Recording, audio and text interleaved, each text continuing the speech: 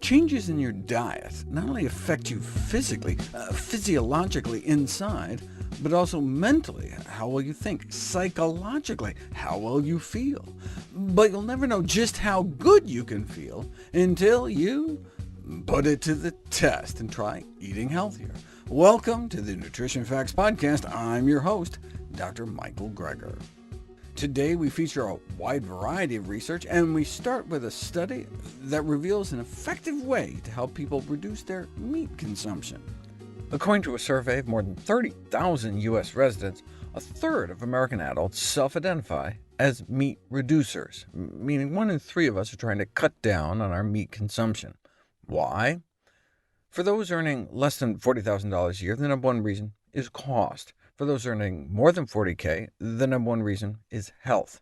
And indeed, if we were to define a healthy diet, compared to how we're eating now, we should be eating more plant-based foods, including fresh fruits and vegetables, whole grains, legumes, meaning beans, split peas, chickpeas, and lentils, seeds, nuts, and at the same time lower in animal foods, particularly fatty and processed meats.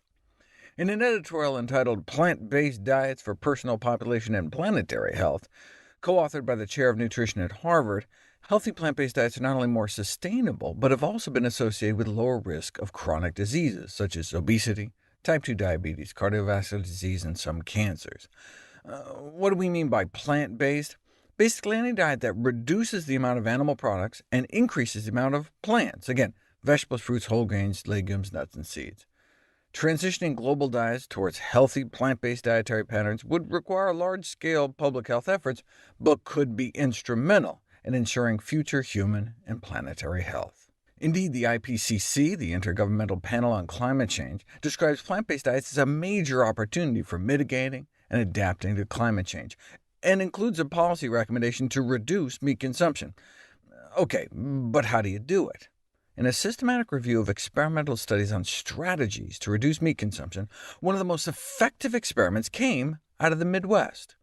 Sadly, research shows that the provision of information on its own can be of limited utility in facilitating behavioral change. However, default interventions have been successfully employed in a variety of pro-social contexts, making the right option, or the healthiest option, the easiest option, the default option. Take, for example, organ donation. Every year, thousands of people in the United States have died waiting for a suitable donor organ. But wait, 85% of Americans approve of organ donation, yet less than half have made a decision about donating, and fewer still have granted permission by signing a donor card. If you look at Europe, there's nearly a tenfold difference in the organ donor rates across different countries. In some countries, consent is only about 10%, while in others it's up to like 99.9%. What's the difference? In opt-out countries, the default is that people are organ donors unless they actively register not to be.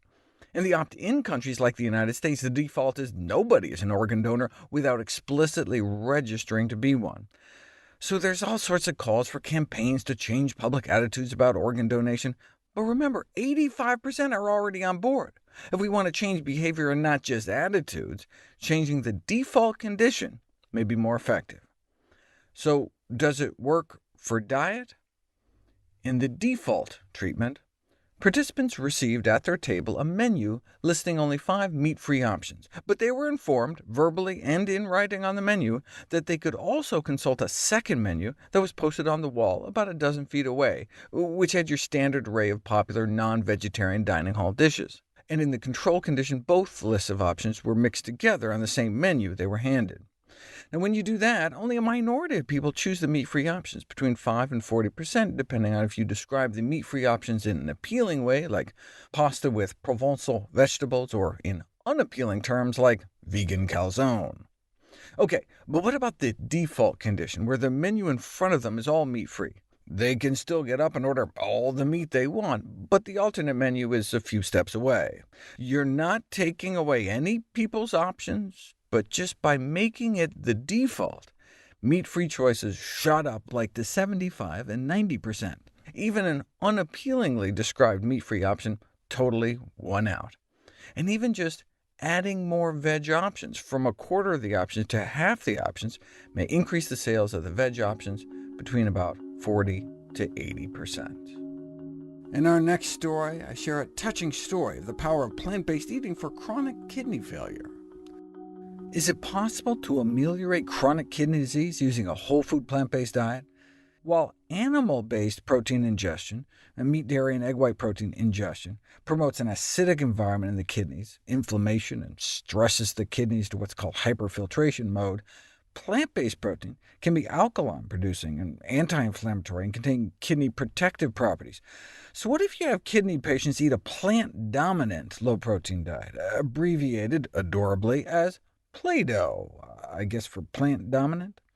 If you fashion up a plant-based diet index score, where you get points for healthy plant foods and get points deducted for eating animal foods, those with serious kidney disease with higher scores were found to have lower systemic inflammation. But does that actually translate into living a longer life? Apparently so. Even a 10% increase in the proportion of plant-based protein was associated with a significant reduction in all-cause mortality. Even just eating more servings of fruits and vegetables, like 2 a day compared to 2 a week, is linked to living longer. Without fully functioning kidneys, there are concerns about phosphorus and potassium overload, though, on a plant-based diet. But the phosphorus in plant-based foods is not as much of a problem as the phosphorus additives in processed and animal foods, and the risk of potassium overload from plant-based diets appears overstated and not supported by the evidence. But you don't know about ameliorating chronic kidney disease using a whole food plant-based diet until you put it to the test. Here's a case report of a 69-year-old man with type 2 diabetes, high blood pressure, and stage 3 chronic kidney disease, resulting in elevated phosphorus and potassium in the blood, interested in changing his diet to improve his medical condition. That's my kind of patient. He was on 12 different medications, eating a diet that may actually be slightly better than the average American, some whole grains and beans, but then his doctor advised to try eating whole food plant-based. So, oatmeal with fruit and flax, beans and greens, whole wheat spaghetti and veggies, fruit as snacks, counseled to eat as much as he wanted from whole healthy foods. No carb counting, no calorie counting, no portion size restriction, improving the quality of food rather than restricting the quantity of food. He adopted the whole food plant-based diet packed with carbs, yet rapidly reduced his insulin requirements by more than 50%, and subsequently saw improvements in weight, blood pressure, and cholesterol. Because eating healthy can have such a rapid effect on improving your body's insulin sensitivity, immediate adjustments in insulin dosing were made. Within 4 days, his insulin dose was able to be reduced from roughly 210 units of insulin a day down to 70 units daily, and an oral blood sugar-lowering medication had to be stopped due to rapidly improving blood sugar. He also was able to stop his carvedilol, hydrochlorothiazide, amlodipine, and sitagliptin within the first 2 months due to improving blood pressure and blood sugars. His insulin dose was steadily titrated downward, his pravastatin dose was cut in half, and he lost about 50 pounds. OK, so what happened to his stage 3 kidney failure? He was no longer in stage 3 kidney failure. He experienced an increase in estimated GFR of 73%, suggesting that the improvement in estimated kidney function was greater than what would be expected from weight loss alone. For example, lose about 60 pounds from bariatric surgery, and you only get about a 12 to 15% boost. Bottom line, for individuals with chronic kidney disease, especially those with obesity, hypertension, or diabetes, a strict all-you-care-to-eat whole food plant-based diet may confer significant benefit. I mean, apart from the kidney-specific outcomes, overall mortality is significantly lower among kidney patients who eat more plants, and that's critical because most kidney patients don't even make it to dialysis because they die first, most often from cardiovascular disease. Let's hear from the patient. At the outset, it seemed like this was going to be a difficult and restrictive way to eat, but I began feeling different almost immediately. We had to decrease my insulin after 1 day. It seemed like almost overnight I had more energy than I'd had in years. Weight I'd been trying to lose for a decade began dropping off. As the weight came off, I felt lighter, more able to move my body again. This lifestyle change has been the greatest gift I've ever received. I'm off most of my medications, I've lost over 70 pounds, and I've regained control over my health. I feel empowered by this lifestyle change. I finally feel like I'm in charge of my health, and not just an unlucky victim shuffling from one specialist to the next. My only regret was that I didn't know about this sooner. Finally today, we look at how stress and menstrual cycles can affect the smell of our breath. According to the American Dental Association, about 50% of American adults suffer from oral malodor, with prevalence rates around the world ranging from 2% to nearly 80%. On average, it seems to be about 1 in 3 of us on the planet Earth have bad breath. What effect might stress have on the smell of our breath? Stressed students were found to have significantly higher levels of the rotten egg gas hydrogen sulfide, which is one of the main volatile sulfur compounds related to bad breath, originating from the degradation of the sulfur-containing amino acid cysteine, found concentrated in animal proteins like meat and dairy. Were they eating different diets, or just too busy to brush? The simplest explanation is just the dry mouth you get when you're super stressed, part of our fight-or-flight response. It's the same reason we get morning breath, because we have decreased saliva production when we sleep that would otherwise self-clean the mouth, keeping it from becoming like a stagnant pond. Though maybe stress hormones are having an effect as well?